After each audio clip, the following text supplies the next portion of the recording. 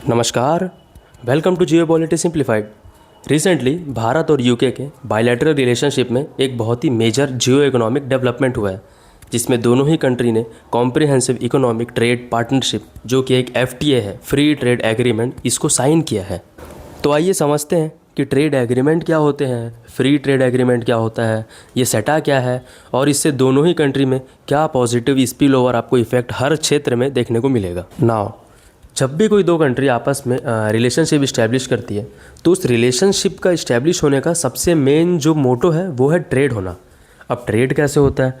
Trade के लिए बहुत सारे सबसे पहले हमको करने होते हैं, डील साइन करने होते हैं, एग्रीमेंट साइन करने होते हैं, जिसमें कंट्रीज़ आपस में कुछ गुड्स को रिजर्व रख के कुछ गुड्स में कुछ प्रकार के टैक्स लगाती है, जिसको हम टैरिफ भी कहते हैं।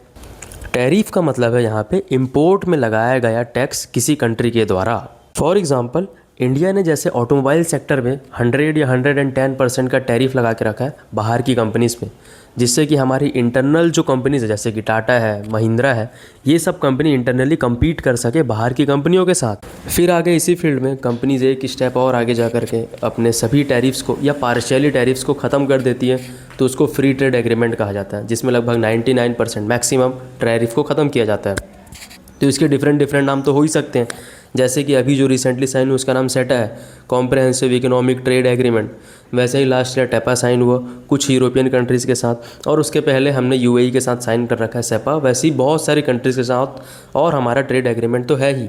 Now let's talk about what research tells us about 6.5 billion, या फिर जो 45% होता है टोटल भारत जो एक्सपोर्ट करता है यूके को, जिसमें टेक्सटाइल आ जाता है, फुटवेयर आता है, कारपेट आता है, ऑटोमोबाइल आता है, सी फूड रिलेटेड सब्सटेंस आ जाते हैं, फ्रेश फ्रूट्स आते हैं, वो सबको भारत अब ड्यूटी फ्री तरीके से एक्सपोर्ट कर सकता है।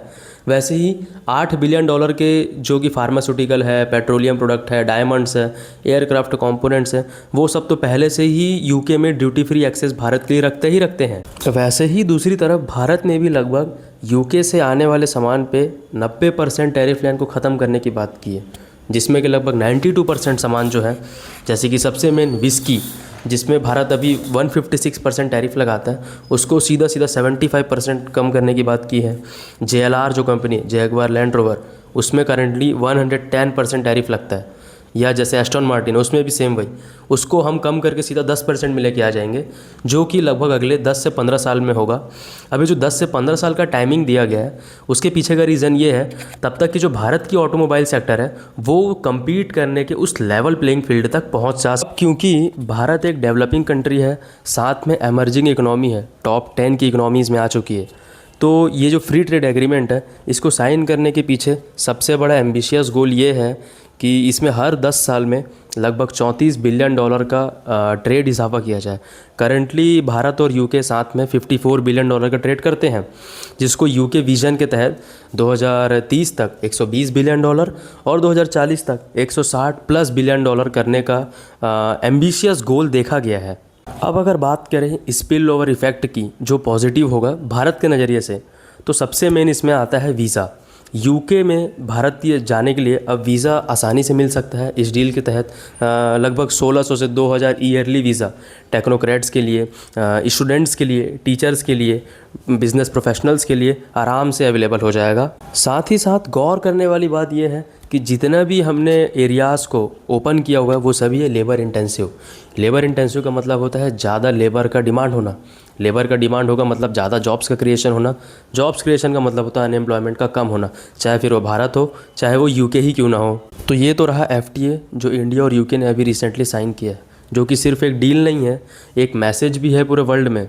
जहाँ पे दूसरी तरफ देखते हैं अमेरिका प्रोटेक्शनिज्म की तरफ बढ़ रहा है, ट्रेड वॉर छेड़ चुका है, चाइना रेयर अर्थ एलिमेंट का मिसयूज़ कर रहा है, डेट ट्रैप को लेकर चल रहा है, और कंट्रीज़ जो आपस में वॉर कर रही है, इंडिया और यूके एक मैसेज कर रहे हैं वर्ल्ड में कि हम अपनी इकोनॉमी में प्रोग्रेस करने में ज़्यादा महत्व रखते हैं। बिकॉज पोस्ट कोविड यूके की इकोनॉमी ने नेगेटिव ग्रोथ रेट शो किया है, जिसका मतलब ये होता है कि उनकी इकोनॉमी बढ़ नहीं रही है बल्कि घट रही है। तो वो चाहते हैं कि इंडिया की इकोनॉमी की मदद से हम अपनी भी रिकवरी कर सकें। साथ ही साथ इंडिया जो कि one of the fastest growing economy रहा है आफ्टर कोविड, वो चाहता है कि हम यूके की इकोनॉमी की मदद से जो हमारा सपना है, जो विज़न है हमारा 2047 डेवलपिंग से डेवलप्ड कंट्री कहलाने का, हम उसको अचीव करने में सक्षम हो सकें। तो ये था इंडिया और यूके के डील का पूरा ब्रेकआउट। अब अगर आगे इससे रिलेटेड कोई भी डेवलपमेंट अगर होती है तो मैं उससे रिलेटेड एक वीडियो ज़रूर अपलोड करूँगा। तब तक के लिए जय हिंद, जय भारत, धन्यवाद।